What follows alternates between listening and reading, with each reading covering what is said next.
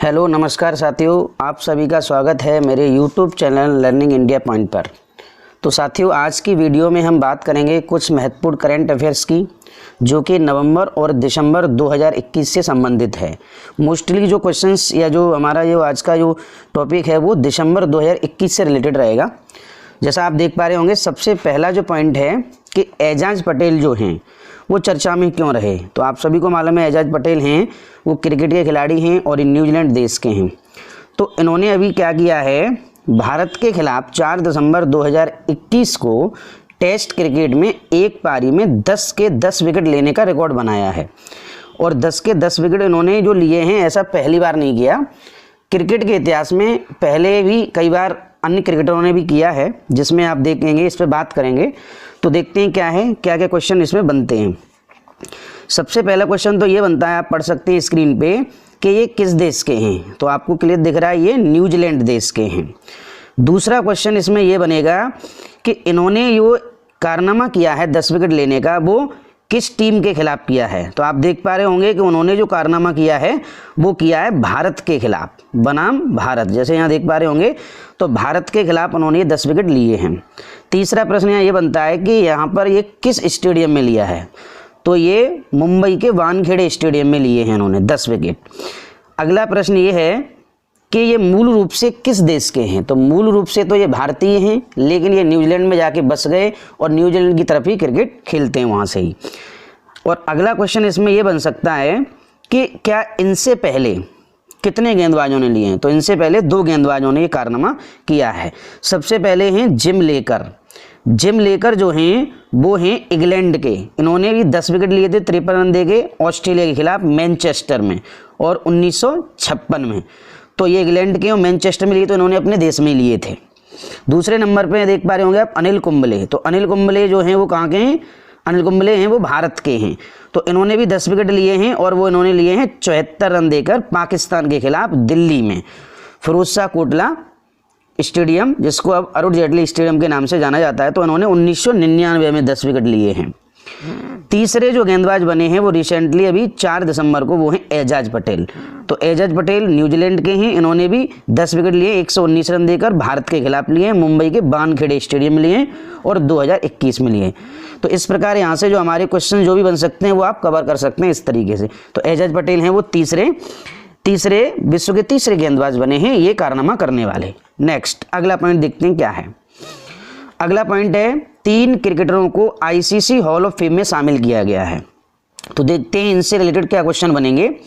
सबसे पहले तो ये होगा कि आईसीसी हॉल ऑफ फेम में किस खिलाड़ी को शामिल किया जाता है और कब से इसकी शुरुआत हुई है, अब तक विश्व के कितने खिलाड़ियों को इसमें शामिल किया गया है और इसमें भारत के कितने शामिल हैं। तो इन सभी क्वेश्चंस पे चर्चा करेंगे। तो अंतर्राष्ट्रीय क्रिकेट परिषद आईसीसी ने नवंबर 2021 में श्रीलंका के महिला जयवर्धने, आप जो चित्र है इसमें देख पा रहे होंगे, तो महिला जयवर्धने जो हैं वो सबसे इधर यानी आप देख पा रहे होंगे लेफ्ट में हैं महिला जयवर्धने। दक्षिण अफ्रीका के सानपोलाक, ये यानी राइट साइड से पहले नंबर पे हैं सानपोलाक। और इंग्लैंड की पूर्व बल्लेबाज जेनेट ब्रिटेन, ये महिला हैं, बीच में हैं जेनेट ब्रिटेन। इन 3 खिलाड़ियों को आईसीसी हॉल ऑफ फेम के नए सदस्य के रूप में शामिल करने की घोषणा की है। अब बात आती है कि आईसीसी हॉल ऑफ फेम में किस खिलाड़ी को शामिल किया जाता है। तो ICC hall of fame cricket के महान खिलाड़ियों की उपलब्धि को मान्यता प्रदान करता है। जो क्रिकेट के क्षेत्र में जिन्होंने अपने करियर में अच्छी उपलब्धि हासिल करी है उनको इसमें शामिल किया जाता है। इसकी शुरुआत हुई है वर्ष 2009 से। वर्ष 2009 से शुरुआत हुई है और अब तक 106 खिलाड़ियों को इस श्रेणी में शामिल किया गया है। और इस श्रेणी में भारत की अगर बात करें तो भारत के अब तक 7 खिलाड़ी इसमें शामिल हैं। आप देख पा रहे होंगे 7 क्रिकेटर्स हैं वो शामिल हैं। तो प्रश्न ये भी बन सकता है कि भारत की तरफ से कौन कौन शामिल हैं। तो इनके नाम भी हैं। पहले हैं विशन सिंह बेदी, 2009 में शामिल किया गया। दूसरे कपिल देव जी, इनको 2009 में। सुनील गावस्कर, इनको भी 2009 में। उसके बाद अनिल कुंबले 2015 में शामिल किया गया। राहुल द्रविड़ को 2018 में शामिल किया गया। सचिन तेंदुलकर को 2019 में शामिल किया गया और विनोद माक्कड़ को 2021 में शामिल किया गया। तो भारत के टोटल हैं वो 7 क्रिकेटर्स को शामिल किया गया है। नेक्स्ट बात करते हैं अब अगले पॉइंट्स पे। तो साथियों इसमें जो क्वेश्चंस बने उम्मीद करते हैं आपको समझ आए होंगे कि किन किन को रिसेंटली शामिल किया गया है। तो रिसेंटली आप ध्यान रखना 3 लोगों को शामिल किया गया है। महिला जयवर्धने जो कि श्रीलंका के हैं, दूसरे नंबर पे शानपोलाक दक्षिण अफ्रीका के हैं, और तीसरे नंबर पे इंग्लैंड की ये महिला क्रिकेटर हैं और उनका नाम है जेनेट ब्रिटेन। तो इन 3 खिलाड़ियों को आईसीसी हॉल ऑफ फेम में शामिल किया गया है। देखते हैं नेक्स्ट पॉइंट क्या है। अगला पॉइंट है साथियों, रतन टाटा को असम राज्य का सर्वोच्च नागरिक सम्मान असम वैभव दिए जाने की घोषणा की गई है। तो देखते हैं कि ये रतन टाटा जी कौन हैं और किसने घोषणा की है और किस लिए दिया जा रहा है। तो सबसे पहले जैसे बात करते हैं यहाँ कि रतन टाटा जी हैं वो भारत के एक उद्योगपति हैं और इनको असम राज्य का सर्वोच्च नागरिक सम्मान है असम वैभव, वो दिया गया है। तो इनकी ट्रस्ट है टाटा ट्रस्ट और उसके अध्यक्ष भी हैं, तो अध्यक्ष को ही दिया जाएगा। तो रतन टाटा जी को ये सम्मान दिया गया है। असम दिवस के अवसर पर इसकी घोषणा 2 दिसंबर 2021 को मुख्यमंत्री हेमंत बिस्वा शर्मा ने दिल्ली में की थी। तो 2 दिसंबर को असम दिवस भी मनाया जाता है। तो आप ऊपर वाले चित्र में देख पा रहे होंगे कि इसमें रतन टाटा जी को ये सम्मान दिया जा रहा है। इस वाले में रतन टाटा जी ये हैं और इधर जो हैं हेमंत बिस्वा जी हैं। दूसरे में अलग से फोटो दिया गया, लिखा भी है वहाँ रतन टाटा जी, और हेमंत बिस्वा ये जो हैं वो असम के मुख्यमंत्री हैं। तो इनको देने की घोषणा की गई है। बात आती है कि अब रतन टाटा जी को इस पुरस्कार के लिए क्यों चुना गया है। तो इसका यानी यहाँ लॉजिक ये दिया गया है कि उनको यह सम्मान असम में कैंसर से लड़ने के लिए किए जा रहे कार्यों और सहयोग के लिए दिया गया है। तो असम राज्य में जो कैंसर पीड़ित हैं उनके इलाज के लिए, सुविधाओं के लिए इन्होंने काफ़ी सहयोग किया है रतन टाटा जी ने। तो इसलिए असम राज्य ने अपने राज्य का सर्वोच्च नागरिक सम्मान असम वैभव है वो रतन टाटा जी को दिया है। तो उम्मीद है साथियों आपको ये याद रहेगा कि अगर एग्जाम में आता है कि असम राज्य का सर्वोच्च सम्मान जो नागरिक सम्मान है असम वैभव किसको दिया गया, तो आप इसको अच्छे से कर पाएंगे। तो उसका आंसर होगा रतन टाटा। नेक्स्ट अगले क्वेश्चन पे चलते हैं।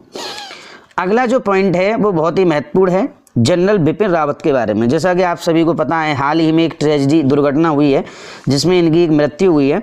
तो वो क्या बन सकते हैं यहाँ से क्वेश्चंस।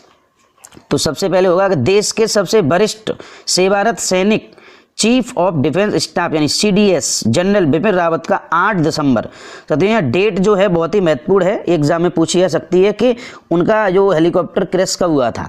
तो 8 दिसंबर 2021 को हेलीकॉप्टर जो है क्रैश हुआ था और इसी दिन सभी की मृत्यु हो गई थी। एक सैनिक बचे थे, उनकी अस्पताल में बाद में हुई थी, लेकिन ज़्यादातर सभी की इसी दिन हो गई थी।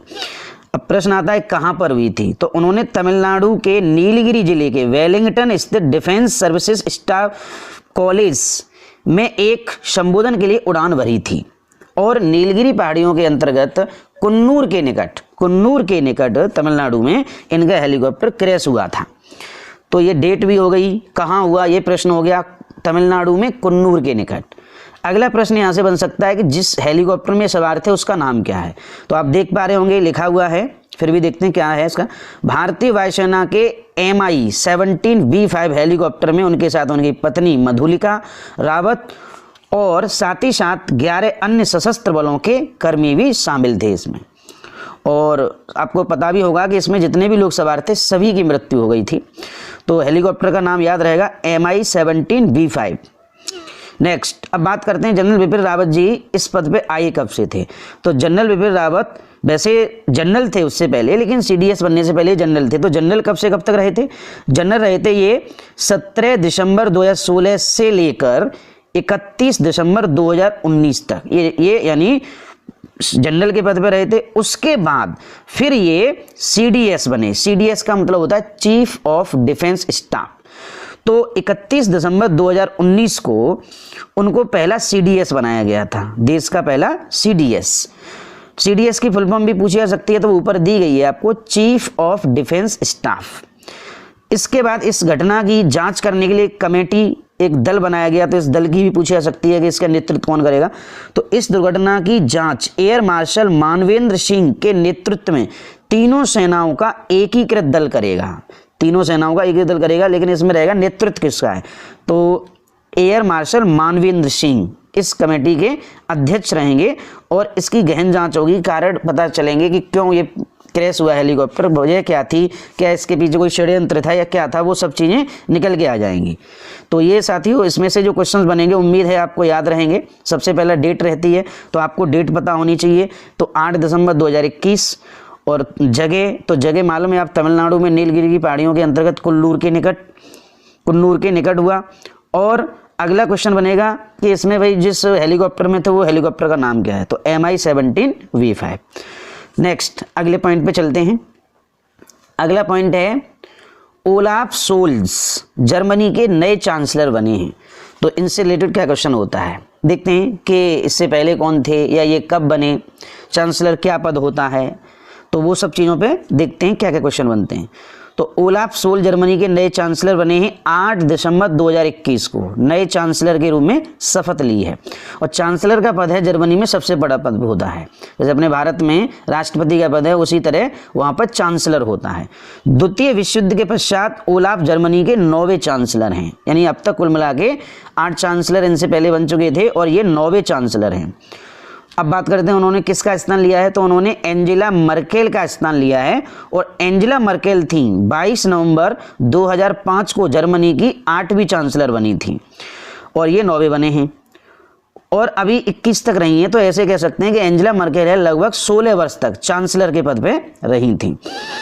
अगला इसमें बनता है कि कितने सदस्यों का संसद में समर्थन मिला, तो ओलाफ को संसद में 736 में से 395 सांसदों का समर्थन मिला। और ओलाफ जो हैं 62 वर्षीय यानी जर्मनी के एक राजनेता हैं और इससे पहले जर्मनी के वो वाइस चांसलर के पद पे थे। तो प्रश्न यही है कि नए जो हैं जर्मनी के चांसलर कौन बने हैं, तो आपको याद रखना है ओलाफ सोल्ज। ओलाफ सोल्ज आप देख पा रहे होंगे, ओलाफ सोल्ज ये साइड में उनका पिक्चर भी दिया गया है, ओलाफ सोल्ज जी हैं। और नीचे ये एंजेला मर्केल, तो एंजेला मर्केल जो हैं जर्मनी की पहली महिला भी थी और ये लगभग 16 वर्ष तक चांसलर के पद पे रही थी। तो साथियों उम्मीद है कि इससे आपको जो क्वेश्चन आएगा वो आप सफलतापूर्वक एग्जाम में कर पाएंगे। नेक्स्ट देखते हैं अगला पॉइंट क्या है। अगला पॉइंट है कि अपने देश के भारत के राष्ट्रपति रामनाथ कोविंद जी की बांग्लादेश यात्रा, और कैसे क्या इनसे क्वेश्चंस वो भी अभी देखते हैं इस पे। तो सबसे पहले ये है कि राष्ट्रपति रामनाथ कोविंद की जो बांग्लादेश यात्रा थी कब से कब तक रही, तो 15 दिसंबर 2021 से 17 दिसंबर 2021 तक वो बांग्लादेश की यात्रा पे रहे। अब बात करते हैं कि वहाँ के प्रधानमंत्री और राष्ट्रपति ने उनसे मुलाकात हुई, तो उनके नाम क्या हैं। तो बांग्लादेश के राष्ट्रपति हैं अब्दुल हमीद यानी मोहम्मद अब्दुल हमीद। तो 15 दिसंबर 2021 को ढाका के हजरत शाहजलाल अंतर्राष्ट्रीय हवाई अड्डे पर राष्ट्रपति रामनाथ कोविंद की आगवानी की, यानी एक तरह से कह सकते हैं स्वागत किया एयरपोर्ट पे। किसने किया, अब्दुल हमीद। अब्दुल हमीद कौन है, अब्दुल हमीद हैं बांग्लादेश के राष्ट्रपति वर्तमान में। उसके बाद वहाँ की प्रधानमंत्री शेख हसीना, इनसे भी यानी मुलाकात हुई थी और कुछ यानी अपने जो समझौते वगैरह इन पे हस्ताक्षर भी हुए थे। अब बात आती है कि यही डेट क्यों चुनी गई, तो 16 दिसंबर 2021 वाली है इसमें आती है बीच में। तो 16 दिसंबर 1971 को बांग्लादेश को एक स्वतंत्र राष्ट्र का दर्जा दिया गया था, पाकिस्तान से स्वतंत्र करवा के अलग करके। तो उनका यहाँ पर 50वां विजय दिवस था, इसलिए उनको चीफ गेस्ट के रूप में शामिल किया गया था। अपनी यात्रा के पहले दिन ढाका में भारतीय राष्ट्रपति ने बंगबंधु शेख मुजीबुर रहमान स्मारक संग्रहालय का दौरा किया और बांग्लादेश के राष्ट्रपति को श्रद्धांजलि दी। तो एक क्वेश्चन और बनता है कि बंगबंधु की उपाधि किसे दी गई है, तो बंगबंधु की जो उपाधि दी गई है वो दी गई है शेख मुजीबुर रहमान को, शेख मुजीबुर रहमान को। और ये बांग्लादेश के राष्ट्रपति भी रहे हैं। बांग्लादेश का 50वां विजय दिवस था और इसमें भारत के राष्ट्रपति मुख्य अतिथि के तौर पर इसमें शामिल हुए थे। और वहाँ परेड जो हुई थी तो परेड में विशिष्ट अतिथि मुख्य अतिथि के रूप में ये शामिल हुए थे। और अभी बताया गया है आपको कि ये जो डेट है 16 दिसंबर, तो ये डेट इसलिए ऐतिहासिक है बांग्लादेश के इतिहास में, 16 दिसंबर और 1971 को बांग्लादेश को पाकिस्तान से मुक्त करा के एक अलग स्वतंत्र राष्ट्र घोषित किया गया। तो इनका ये 50वां विजय दिवस मनाया गया था, जिसमें भारत के राष्ट्रपति को मुख्य अतिथि के तौर पे शामिल किया गया था। तो साथियों इस पॉइंट से आपको कुछ समझ में आया हो और जो क्वेश्चंस हैं वो एग्जाम में आप बड़े आराम से कर सकते हैं। क्वेश्चंस यही हैं कि इन्होंने कब की, तो 15 दिसंबर से 17 दिसंबर तक। यही डेट क्यों चुनी गई, तो उनका ये विजय दिवस था 16 दिसंबर इसलिए। चीफ गेस्ट के रूप में शामिल थे। वहाँ के राष्ट्रपति कौन है, तो आप देख पा रहे होंगे अब्दुल हमीद, और प्रधानमंत्री शेख हसीना। नेक्स्ट साथियों अगले पॉइंट पे चलते हैं। अगला पॉइंट है महत्वपूर्ण पुरस्कार और सम्मान से रिलेटेड। तो मिस यूनिवर्स 2021 का खिताब किसने जीता है, ये देखते हैं। तो वो भारत की ही एक अभिनेत्री और मॉडल हैं, इन्होंने जीता है। आप देख पा रहे होंगे चित्र में, हरनाज कौर संधू ने ये पुरस्कार जीता है। अब क्या क्या इससे और क्वेश्चन, साइड क्वेश्चन क्या बनते हैं उन पर देखते हैं। तो भारतीय अभिनेत्री और मॉडल हरनाज कौर संधू को 13 दिसंबर 2021 को मिस यूनिवर्स 2021 का खिताब दिया गया है। और इस प्रतियोगिता में 80 देशों के प्रतिभागियों ने भाग लिया, और जिसमें भारत की सुंदरी को, भारत की यानी किसी महिला को इसमें नंबर 1 पे यानी घोषित किया गया। और भारत ने इसको 21 वर्ष बाद फिर से जीता इस प्रतियोगिता को। पहले भी 2 बार भारत इस प्रतियोगिता को जीत चुका है। संधू से पूर्व केवल 2 महिलाएं इस खिताब को जीत पाई हैं। तो पहली महिला हैं अभिनेत्री सुष्मिता सेन। तो सुष्मिता सेन ने 1994 में इस खिताब को जीता था। और दूसरी महिला हैं लारा दत्ता ने सन 2000 में ये खिताब जीता था। नेक्स्ट, अंतर्राष्ट्रीय सौंदर्य प्रतियोगिता के 70वें संस्करण, ये 70वां संस्करण था 2021 में। इसका आयोजन पूछा जा सकता है, तो वो इजराइल के ईलात शहर में हुआ था। संधू को यह ताज प्रतियोगिता की वर्ष 2020 की विजेता और मैक्सिको की एंड्रिया मेजा ने पहनाया। जैसा कि इसमें रिवाज होती है कि इसको जो नेक्स्ट जो विजेता होता है उसको जो खिताब, क्राउन जो होता है पहनाया जाता है, जो पहले की विजेता होती है, करंट में चल रही होती है, वो पहनाती है। तो आपको ध्यान रहेगा किसने पहनाया था, एंड्रिया मेजा, कहाँ की, मैक्सिको की। नेक्स्ट, अब आता है बात इस पे कि रनर अप भी पूछ सकते हैं, मतलब दूसरे पे कौन रहा, तीसरे पे। तो पराग्वे की नादिया फेरेरा 22 वर्ष की हैं और ये दूसरे स्थान पर रहीं। और दक्षिण अफ्रीका की लालेला मशवाने 24 वर्ष, ये तीसरे स्थान पर रहीं, दूसरे और तीसरे स्थान पर रहीं। तो साथियों इसमें से क्वेश्चन ये रहेगा कि मिस यूनिवर्स 2021 का खिताब किसने जीता है, तो आप कहेंगे हरनाज कौर संधू। बात आती है ये भारत के किस राज्य की हैं, तो ये मूलतः पंजाब की हैं, और तीसरी महिलाएं जिन्होंने ये खिताब जीता है। और इसमें वो सबसे पहली वाले भी याद रख सकते हैं, सुष्मिता सेन ने 1994 में। और अब तक केवल 3 ही महिला इस प्रतियोगिता को जीती हैं भारत की तरफ से। देखते हैं नेक्स्ट पॉइंट क्या है। साथियों अगला पॉइंट है, ये भी सम्मान से रिलेटेड है, व्यास सम्मान। और व्यास सम्मान आप जानते ही हैं कि भारतीय हिंदी साहित्य के क्षेत्र में ये दिया जाता है, हिंदी साहित्य के, केवल और केवल हिंदी की रचनाओं के लिए दिया जाता है, अन्य रचनाओं के लिए नहीं। तो 2021 में हिंदी के लेखक असगर वजाहत को वर्ष 2021 का व्यास सम्मान दिए जाने की घोषणा की गई है। और 8 दिसंबर 2021 को ये घोषणा की गई थी। अब बात करते हैं कि इस पुरस्कार को कौन देता है, तो के बिड़ला फाउंडेशन इस पुरस्कार को देती है। और यह पुरस्कार हिंदी साहित्य के क्षेत्र में वर्ष 1991 से ये दिया जा रहा है। अगला है कि किस रचना के लिए दिया गया है, तो वजाहत जी को यह सम्मान वर्ष 2019 में प्रकाशित उनके नाटक महाबली के लिए दिया गया है। और इस नाटक में वजाहत जी ने बादशाह अकबर और कवि तुलसीदास जी को केंद्र बनाकर इसकी रचना की थी। तो इसमें इनका ज़्यादा यानी चर्चा किया गया है।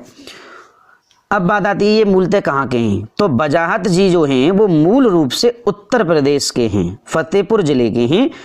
और ये वर्ष 1946 में जन्मे और दिल्ली के जामिया मिल्लिया इस्लामिया में हिंदी विभाग के प्रोफेसर भी रहे हैं। तो मूल रूप से पूछा जाएगा किस राज्य के हैं, तो आप कहेंगे उत्तर प्रदेश के हैं। तो व्यास सम्मान किस क्षेत्र में दिया जाता है, व्यास सम्मान दिया जाता है हिंदी साहित्य के क्षेत्र में। कब से, वर्ष 1991 से। वर्ष 2021 में किसको दिया गया है, तो आप देख पा रहे होंगे यहाँ पे यानी फोटो भी दिया है वजाहत जी का। तो इनका नाम है असगर बजाहत। नेक्स्ट अगले पॉइंट देखते हैं। अगला पॉइंट है साथियों, champion of the earth award 2021 में किसको दिया गया है? Champion of the earth award 2021 में किसको दिया गया है? तो आप देख पा रहे होंगे, वैसे तो इसमें 3-4 लोग शामिल हैं, लेकिन मुख्य रूप से जो इसमें है बारबाडोस की प्रधानमंत्री मिया मोटली, बारबाडोस की प्रधानमंत्री मिया मोटली। और एग्जाम में मोस्टली यही पूछा जाएगा। तो जो लाइव में यानी करंट में ज़्यादा चर्चित हस्ती होती है उनका नाम ज़्यादा रहता है, तो इसमें जो है कीवर्ड है वो है बारबाडोस। अब बारबाडोस एक देश है, ये उत्तरी अमेरिका महाद्वीप का। तो यहाँ की प्रधानमंत्री यानी महिला हैं मिया मोटली को ये दिया गया। अगला, इसमें और भी साथी उनकी बात करेंगे, लेकिन अगला पॉइंट है कि इस पुरस्कार को भाई कौन देता है? तो इस पुरस्कार को है वो दिया जाता है यूएनईपी। अब यूएनईपी क्या है? ये संयुक्त राष्ट्र का एक यानी संस्था है, निकाय है, और ये जो है वर्ष 2005 में बनी थी और तभी से इस पुरस्कार को दिया जा रहा है। तो ये संयुक्त राष्ट्र पर्यावरण कार्यक्रम यूएनईपी के द्वारा दिया जाता है। और ये किस क्षेत्र में दिया जाता है बात करते हैं, तो ये दिया जाता है पर्यावरण के क्षेत्र में। पर्यावरण के क्षेत्र में ये कह लीजिए पूरे विश्व में पर्यावरण से संबंधित ये सबसे बड़ा पुरस्कार है। अब ये बता कब इसकी घोषणा की गई थी? तो यूएनईपी द्वारा 7 दिसंबर 2021 को पर्यावरण पर चैंपियनों के परिवर्तनकारी प्रभाव और लोगों और ग्रह की ओर से साहसिक निर्णायक कार्रवाई को आगे बढ़ाने में उनके नेतृत्व के लिए सम्मान की घोषणा की गई थी। सीधी सी बात कहें तो पर्यावरण के क्षेत्र में जो सकारात्मक परिवर्तन लेने की बात करते हैं, अच्छी बात करते हैं, बदलाव की बात करते हैं, उनको दिया जाता है। उनका ये देखा जाता है कि रिकॉर्ड है वो कैसा है। बारबाडोस की प्रधानमंत्री के अतिरिक्त एक वैज्ञानिक, स्वदेशी महिला और उद्यमी को यह पुरस्कार दिया गया है, जैसा आप पिक्चर में देख पा रहे होंगे। लेकिन प्रधानमंत्री जो हैं बारबाडोस की वो ये हैं। नेक्स्ट, वर्ष 2005 से स्थापना से ही यूएनईपी की स्थापना वर्ष 2005 में, इससे ही कुछ सबसे गतिशील पर्यावरण नेताओं को वार्षिक चैंपियन ऑफ द अर्थ पुरस्कार दिया जाता है। और अब तक यह पुरस्कार 101 विजेताओं को प्रदान किया गया है, जिसमें 25 विश्व के नेता हैं और 62 व्यक्ति और 14 इसमें विभिन्न संगठन शामिल हैं।